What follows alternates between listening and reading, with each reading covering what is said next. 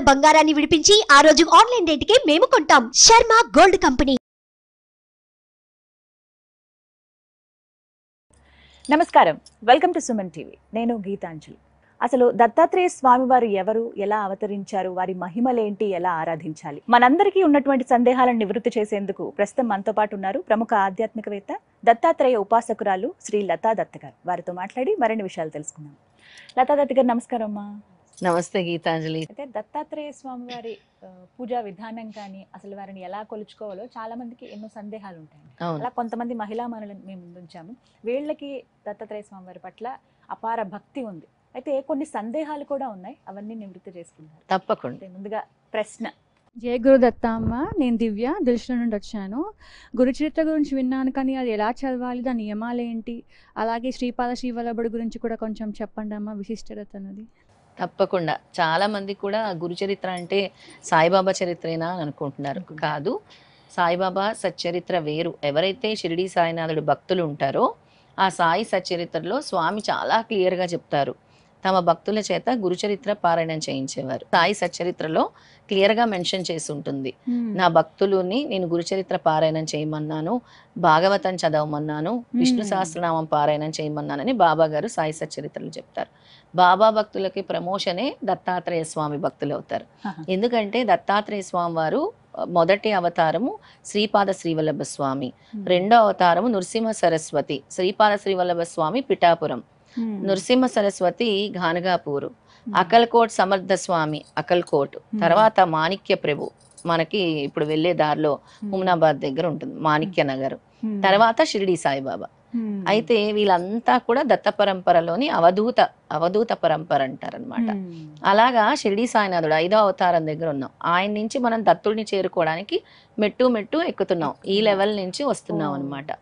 ఈ లెవెల్ నుంచి తర్వాత వచ్చేది గురుచరిత్ర పారాయణము, తర్వాత శ్రీపాద శ్రీవల్లభ చరితామృతం కూడా ఉంటుంది. అది ఇంకా అల్టిమేట్ అని చెప్పొచ్చు అనమాట. శ్రీపాదుడి గురించి అడిగావు కదా. అయితే ఎక్కిరాల భరద్వాజ గారు రాసినటువంటి గురుచరిత్ర పారాయణము చాలా మనకి తగిన రీతిలో ఆయన అనువాదం చేసి చాలా చక్కగా అందరు పారాయణం చేసుకునే విధంగా ఆ పుస్తకం ఉంటుంది. ప్రతి ఒక్కరు కూడా గురుచరిత్ర పారాయణము ఆ పుస్తకం మన దగ్గర లభిస్తుంది కూడా లేని వాళ్ళకి.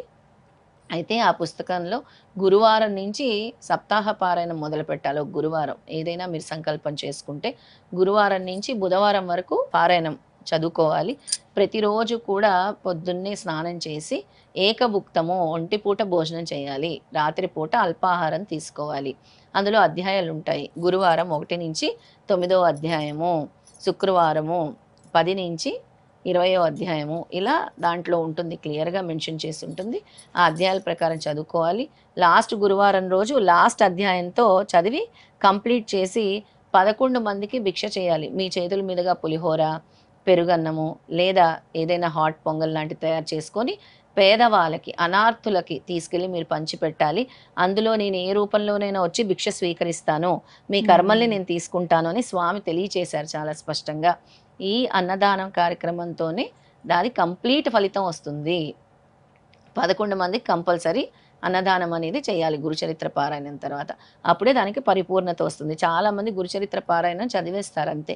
మరి మీ కర్మలు ఎవరు స్వీకరిస్తారు అంటే దత్తాత్రేయ స్వామి రోజు మధ్యాహ్నం 12 గంటలకి భిక్ష స్వీకరించడానికి గానగాపురం, పిఠాపురం, కుర్వాపురం, కొల్హాపురంలో కరెక్ట్గా గంట మోగుతుంది. అక్కడ ఆ బెల్లు మోగగానే 12 గంటలకి స్వామి వస్తారు.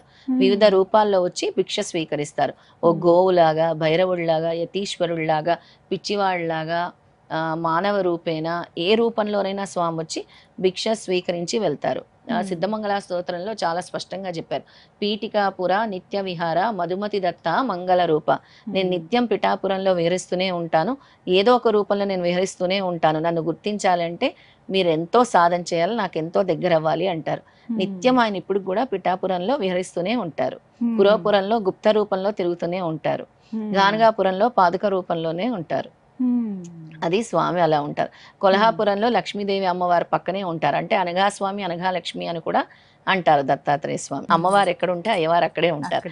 అక్కడ కూడా దత్త భిక్ష మందిరం ఉంటుంది. అక్కడ అత్యద్భుతంగా అసలు మేము వెళ్తే ఆ వాయిద్యం కానీ స్వామి వచ్చే సమయానికి అసలు భిక్షకి స్వామి వస్తున్నారని వాళ్ళందరూ చేసే విధానం అత్యద్భుతం. అది కొల్హాపూర్ మహాలక్ష్మి దగ్గర దత్తభిక్ష మందిరం దగ్గర చేస్తారు. ఆ తర్వాత అక్కడ చక్కటి నీళ్లు, అంటే మనకి ఏవైతే నెగిటివ్ ఎనర్జీస్ ఉంటాయో ఆ నీళ్లు జల్లుతారు. స్వామి దగ్గర ఉంచిన నీళ్లు అందరూ ప్రతి ఒక్క భక్తుల మీద కూడా జల్లుతారనమాట. అది గురుచరిత్ర నియమము. ఇక శ్రీపాద శ్రీవల్లభ స్వామి గురించి అడిగావు కాబట్టి, దత్తాత్రేయ స్వామి వారి మొదటి అవతారం శ్రీపాద శ్రీవల్లభ స్వామి. సాక్షాత్తు విష్ణుమూర్తి దత్త పరంపరే. అలాగే వినాయకుడు గణాలతో పాటు నేను మీ ఇంట జన్మిస్తానని సుమతి మాత అప్పలరాజు శర్మ వీళ్ళిద్దరికీ కూడా, ఈ దంపతులకి జన్మించినటువంటి స్వామి శ్రీపాద శ్రీవల్లభ స్వామి పిఠాపురంలో ఆంధ్ర రాష్ట్రంలో జన్మించారు. ఆయన జన్మించి ఎన్నో మహిమలు చూపిస్తూ ఉన్నారు.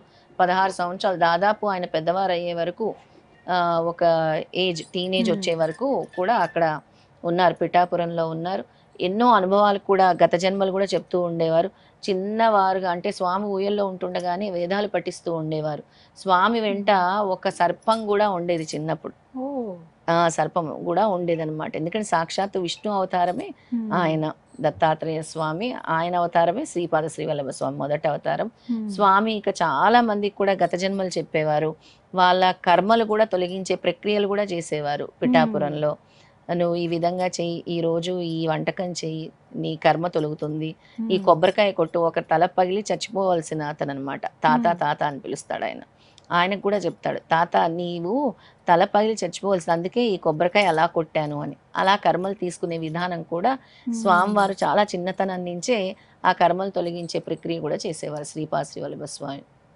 స్వామి ఏం చెప్తారు అని అంటే, ఎవరి కర్మలైనా తొలగాలి అని అంటే గురుచరిత్ర పారాయణం చెయ్యాలి.